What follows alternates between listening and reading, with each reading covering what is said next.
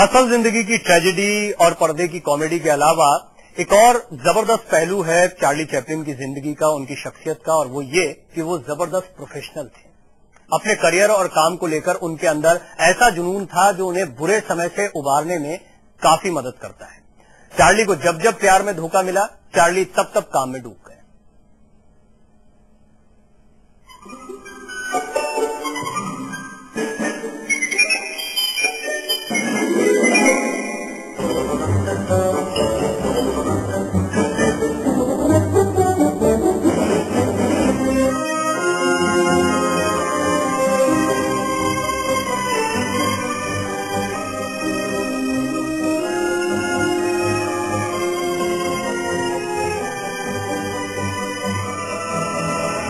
Charlie की अदाएं लगातार दर्शकों के सिर चढ़कर बोल रही थी।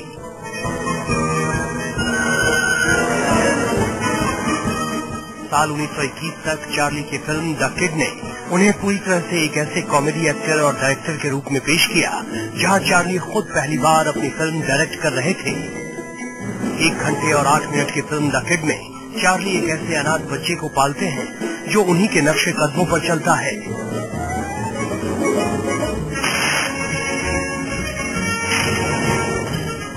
लेकिन बाद में उस बच्चे को जबरन उनसे अलग कर दिया जाता है।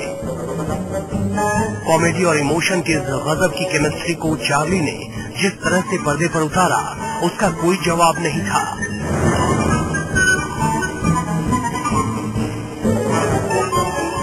इस फिल्म में कहीं न कहीं चार्ली की निजी जिंदगी की झलक साफ झलकती है।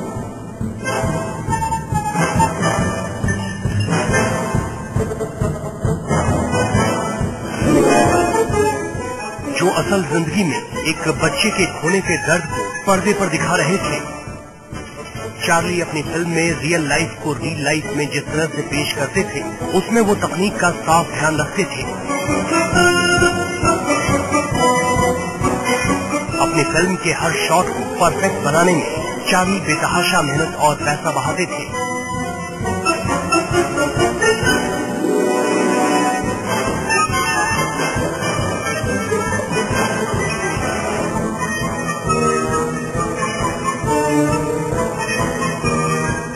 चार्ली अपने काम में पूरी लिबर्टी चाहते थे ताकि वो अपने हुनर का एक ऐसा मजबूत बॉन्ड पेश कर सकें जिसे दर्शक आसानी से समझ सकें।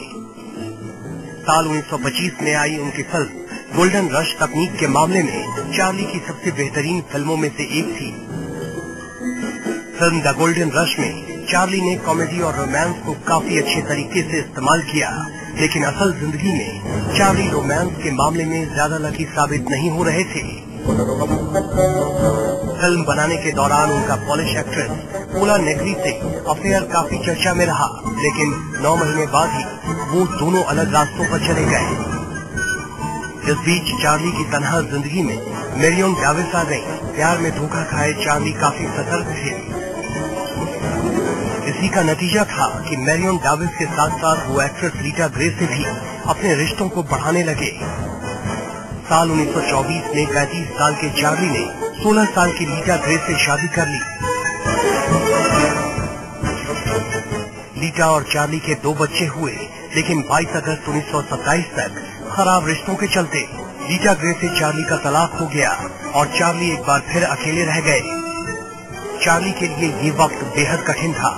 एक तरफ उनका फिल्मी करियर बुलंदियों को छू रहा था, तो दूसरी तरफ उनकी निजी जिंदगी में अब तक 2 पत्नियां और 4 प्रेमिकाएं आने के बाद भी वो उसी दोराहे पर खड़े थे जहां वो एक सच्चे प्यार को तलाश रहे थे।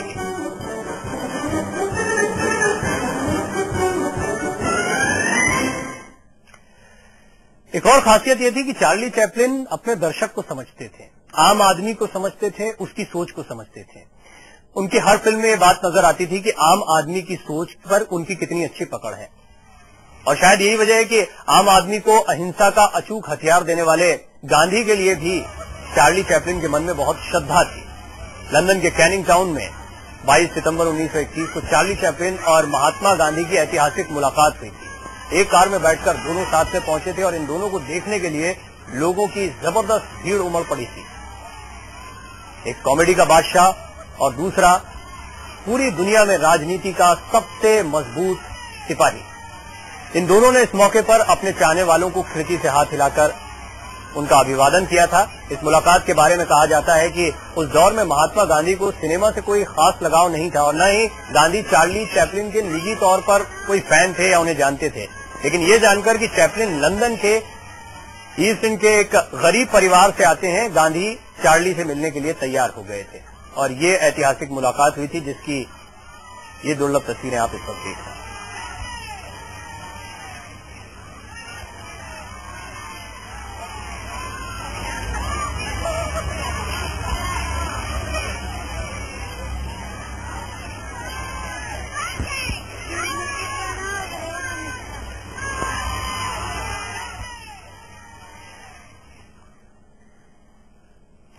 ये चार्ली चैपलिन के जीवन की वो तस्वीरें हैं और वो पहलू हैं जिनके बारे में शायद आप नहीं जानते होंगे या जो पर्दे पर आपको बहुत ज्यादा देखने को नहीं मिली। कुछ और ऐसी ही दिलचस्प बातें हैं। मसलन जैसा हमने आपको शुरुआत में भी बताया था, किस तरह से चार्ली चैपलिन की फिल्म में सबसे पहले सेलफोन देखा गया था, जो आज तक एक बहुत बड़ा रहस्य बना हुआ है कि सेलफोन आखिर कैसे दिखाई दिया था। और उनकी जिंदगी के कई खास पहलू हैं। इन तमाम पहलुओं को आपके सामने रखेंगे, लेकिन एक छोटे से ब्रेक के बाद।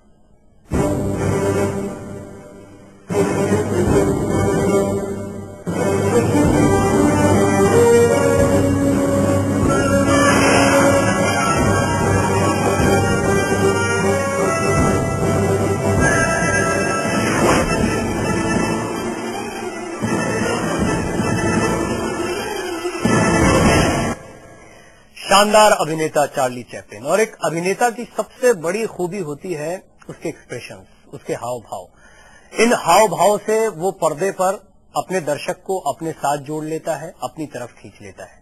हंसाने में चार्ली चैपलिन बहुत माहिर थे, ये आप सब जानते हैं। जब वो हंसाते थे, जब वो इस तरह के एक्सप्रेशन देते थे तो आप सब हंसते थे। लेकिन हंसाने के साथ साथ वो रुलाने में भी माहिर थे, यानी दुखी चेहरा बनाने में भी चार्ली चैपलिन का कोई सानी नहीं।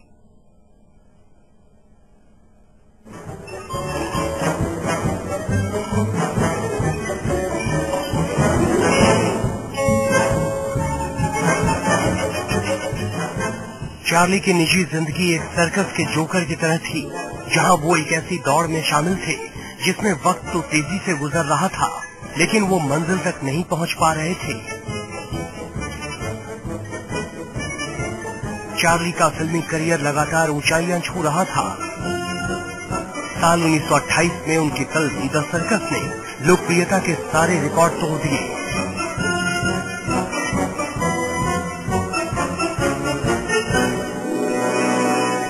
फिल्म जबरदस्त हिट रही। 16 मई 1929 को पहले ऑस्कर अवार्ड में ही चार्ली की फिल्म द सर्कस को स्पेशल ऑस्कर से नवाजा गया।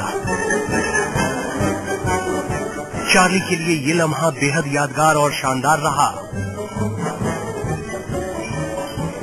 चार्ली चैपलिन अब चैंपियन चार्ली बन चुके थे, जहां वो अपने करियर में एक भी मौका नहीं गंवा रहे थे। चार्ली अब एक ऐसी इंटरनेशनल हस्ती बन चुके थे जिनके पीछे पूरी दुनिया दीवानी थी।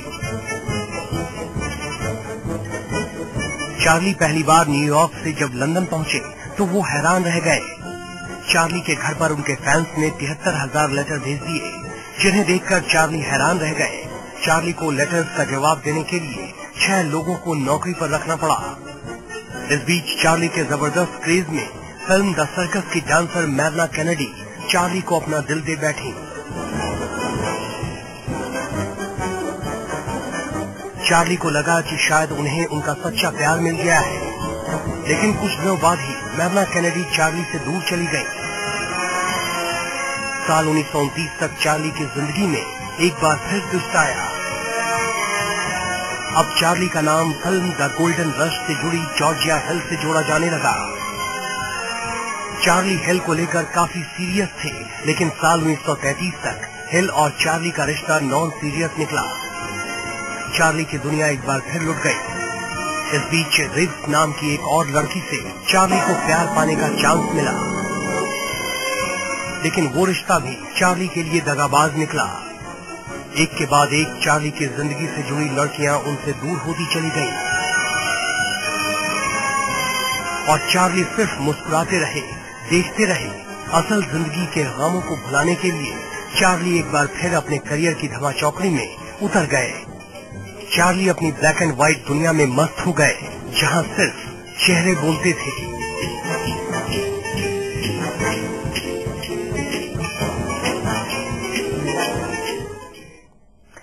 एक्टर, डायरेक्टर, सिंगर, कई खूबियां थी चार्ली चैपलिन के पास, लेकिन सबसे बड़ी खूबी थी मिस्टर परफेक्शनिस्ट होना।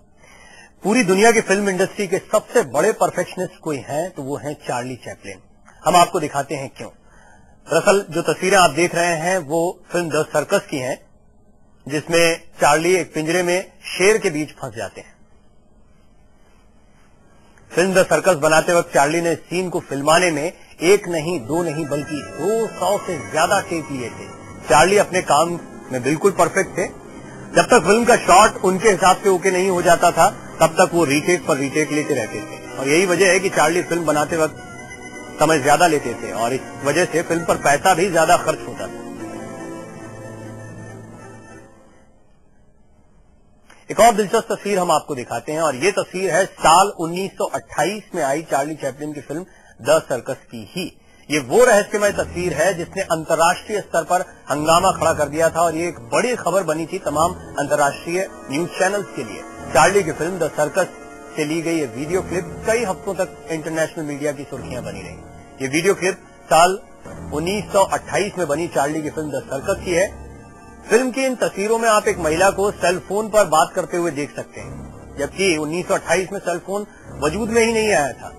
इन तस्वीरों ने मीडिया में खूब सुर्खियां बटोरी, लेकिन काफी विवादों के बाद भी इस तस्वीर का राज आज तक राज बना हुआ है। इसके रहस्य से पर्दा नहीं उठ पाया कि आखिर ये सेल फोन इस फिल्म में कहां से आया है।